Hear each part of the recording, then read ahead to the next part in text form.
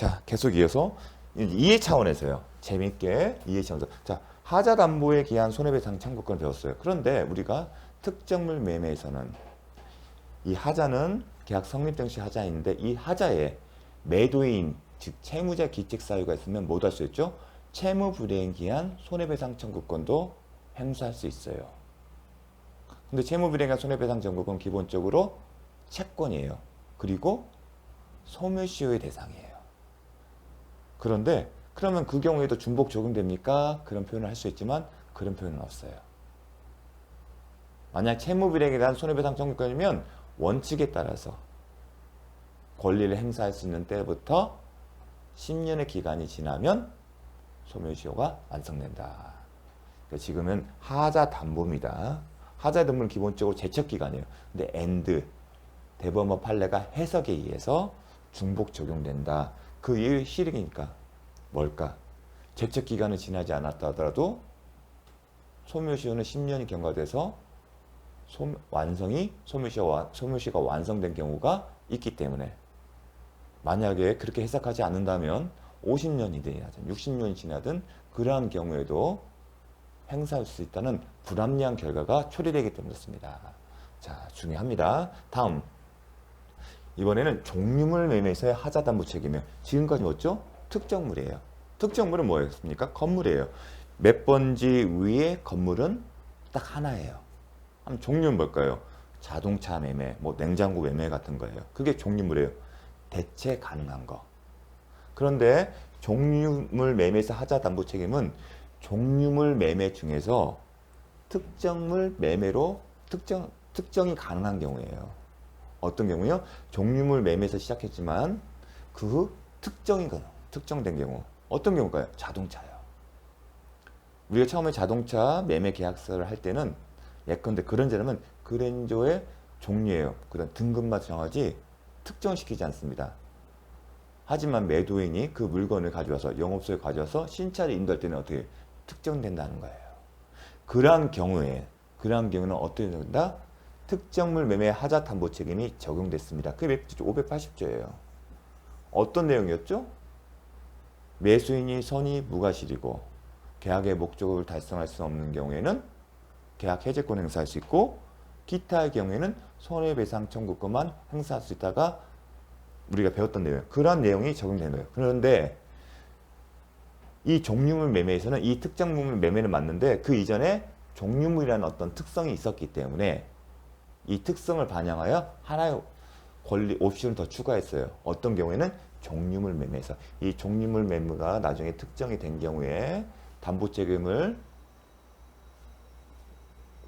기초한 권리 행사가 가능한데 이 경우에는 종류물에서 특정물로 바뀐 거기 때문에 이 특성을 반영해서 민법이 하나 옵션을 더 추가했어요. 어떤 거? 해제 또는 손해배상을 청구하지 않고 화자 없는 물건 뭐단다? 안전물 급부 청구를 할 수 있다. 이게 시험의 포인트예요. 종류물 매매에서는 뭐가 있다? 안전물 급부. 야, 이 차 가져가고 다시 새 차 줘. 그 얘기예요. 근데 안전물 급부 청구는 딱 한 번 나오죠. 바로 이 경우예요. 생각해보면 우리가 자동차를 예를 들게 되면 가능하겠죠. 만약 건물에서 안전물 급부 청구 가능합니까? 못하죠. 하나밖에 없으니까. 이 안전물 급부 청구권은 종류물에서 출발했기 때문에 가능합니다. 실행이 가능한 거잖아요. 그럼 안전물 급부 청구권을 행사할 수 있다는 종류물 매매 하자 담보 책임의 특징이에요. 그렇기 때문에 시험에 나오는 거예요. 또 하나 중요한 건 뭐냐면 안전물 급부 청구권 행사했다, 바꿔줬다. 그러기에는 해제권이나 손해배상 청구권을 행사할 수 없다. 이것도 하나의 세트. 제대로 걸 받았기 때문에 해제권이나 손해배상 청구권을 행사할 수 있는 것은 당연한 겁니다. 이 두 가지를 기억하십시오. 종류물 매매에서는 이 두 가지만 기억하시면 됩니다. 시험은 이 둘 중에서 나옵니다. 그 다음에 담보 책임과 동시행 관계. 무슨 얘기냐면 이 담보 책임에 대해서는 매수인만 권리를 행사할 수 있는데 왜 동시행이 있어요? 해제권 행사하잖아요. 매수인이 담보 책임에 기초해서 계약 해제권 행사하게 되면 원상회복 의무가 있잖아요. 그 원상회복 의무가 동시행 관계라고 생각하시면 됩니다. 담보 책임도 동시행 관계. 기억하셔야겠죠? 동시행 관계는 중요하기 때문에 담보 책임과 특약 잘 나옵니다. 제가 담보채금은 임의 규정이다.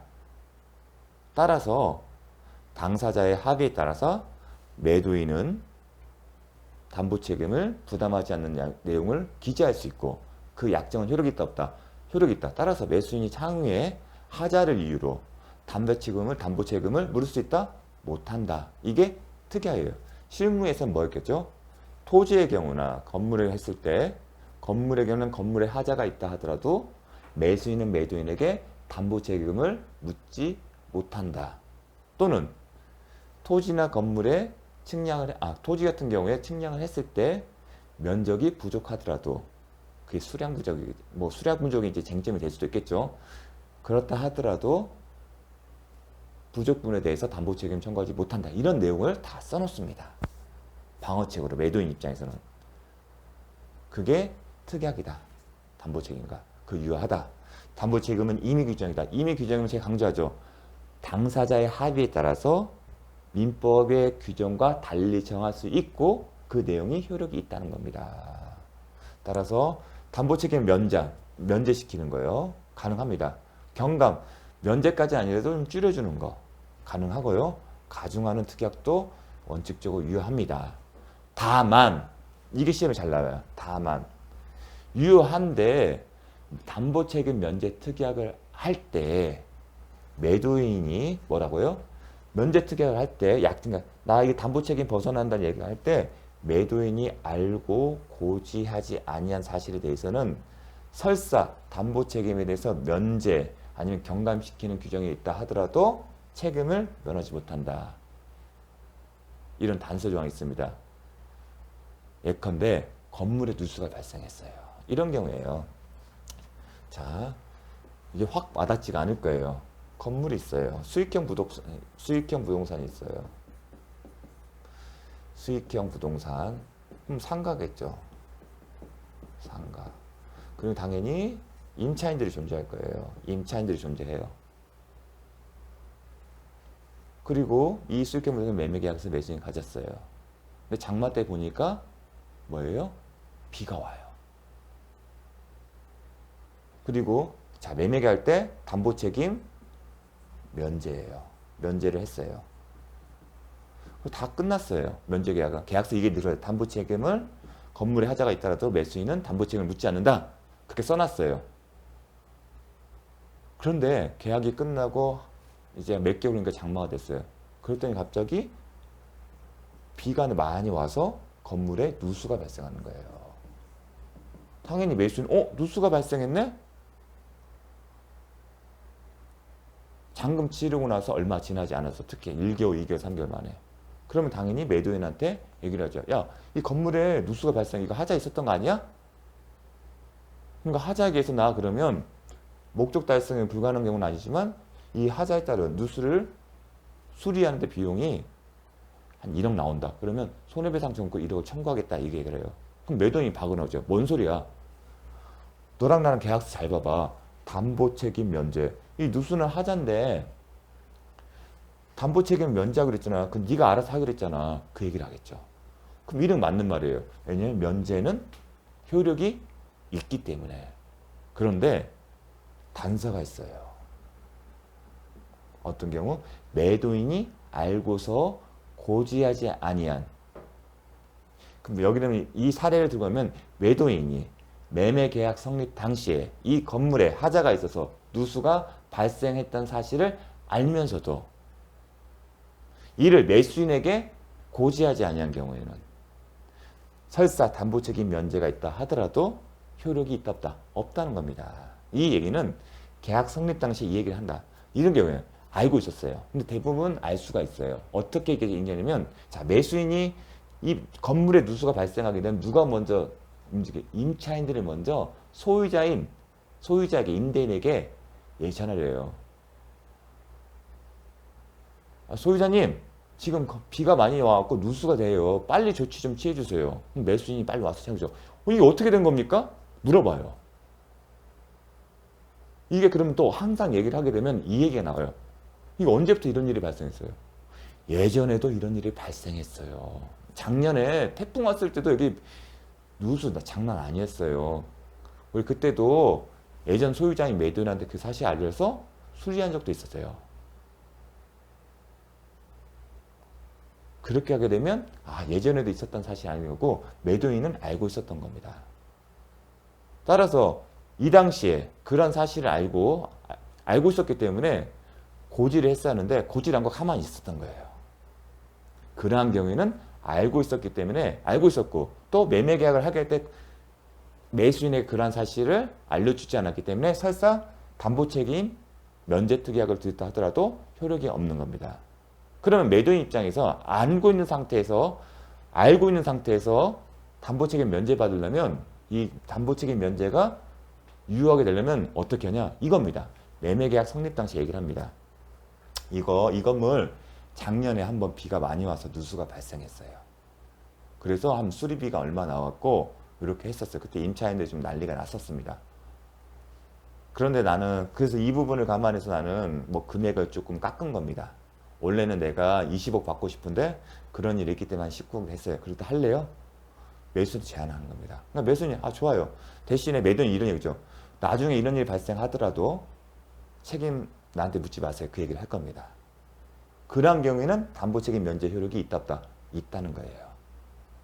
그러면 쓸 때 그런 얘기는 중요한 내용 쓸 때는 단순히 담보책임 면제 특약 이렇게 쓰면 안 돼요. 그러면 이런 얘기 써야 돼요. 매매계약 성립 당시에 매도인은 과거에 비가 많이 와서 이 건물에 누수가 발생했고 수리를 한 적이 있다. 이를 매도인은 매수인에게 고지했다. 또한 매도인은 이러한 사정을 반영하여 매매 가액을 일부 감액해줬고 대신에 매수인은 매도인에 대해서 담보 책임을 묻지 않기로 했다. 이렇게 자세히 풀었어야 합니다. 상당히 중요한 실무적으로 중요한 조항이에요. 그래서 그런 사례를 기억하시면서 이 문장을 기억하셨으면 좋겠습니다. 정말 중요합니다. 이해되셨겠죠? 자, 담보 책임과 차고의 관계. 차고의 관계. 이미 차고편에서 배웠었습니다. 우리가 백구조 할 때 경합이 된다. 즉 담보 책임의 요건을 갖추면 매수인이 담보 책임에 기초한 권리, 해제권이나 아니면 손해배상 청구를 행사했고 매매계약 성립 당시에 하자가 있었다면 경우에선 동계차고가 될 수가 있어요. 그러한 경우에 백구조의 요건을 갖추게 되면 매수인은 법률 행위를 취소할 수 있습니다. 즉 자신의 권리구제 수단이 요것도 있고 요것도 있다는 얘기입니다. 중요합니다. 요 내용도 정말 잘 나옵니다. 시험에. 자, 대부분 이제 강의를 할 때 그런 사례를 많이 듭니다. 어떤 사례냐면 고를 창자를 샀어요. 고 미술품이나. 근데 위작인 거예요. 그럼 하자는 존재하잖아요. 그런데 차고에도 해당되겠죠. 진품인지 알고 살기 때문에. 자, 그래서 그런 경우를 기억하시면 되겠습니다. 자, 그러면 이것으로서 담보 책임을 마치고요. 담보 책임을 정리를 하게 되면 딱 포인트를 잡고서 법조문을 잘 기억하는 겁니다. 우리가 시험을 보기 전에 반드시 봐야 할 내용들이 있는데 그 중에 내용이 바로 이 내용이에요. 두 문자 외워서 외우는 것은 몇 가지들은 반드시 외우는데 담보 책임과 관련해서는 반드시 하십시오. 특정물 관련돼서는 요건과 관련해서 딱 포인트 찍어준 거 있고요. 권리와 관련돼서는 두 문자를 가지고 그 의미를 잘 기억하시면서 잘 암기를 하셨으면 좋겠습니다. 거기를 벗어난 적이 없었습니다. 자, 수고 많으셨습니다.